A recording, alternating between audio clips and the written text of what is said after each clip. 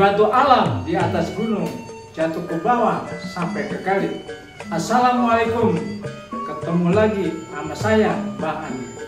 Janjinya Babe Abang Bo, kesenian ondel-ondel adalah salah satu 8 ikon DKI Jakarta. Lagu ondel-ondel yang mempopulerkan adalah salah satu seorang maestro Bang Benyamin Sueb. Nah, yang saya bahas lagu ondel-ondel adalah produksi Dinas Kebudayaan yang tanpa syair untuk mengiringi tarian Betawi.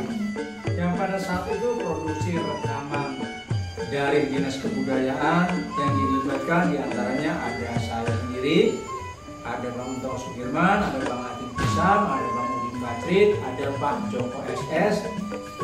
Kita rekaman lagu itu terinspirasi membuat gerakan tari Betawi itu sendiri. Tujuannya memang untuk mempermudah anak SD belajar, dan kita membuat aja lagu ondel-ondel dengan ada alat musik namanya siotao. Yuk, sama-sama kita belajar menari ondel-ondel.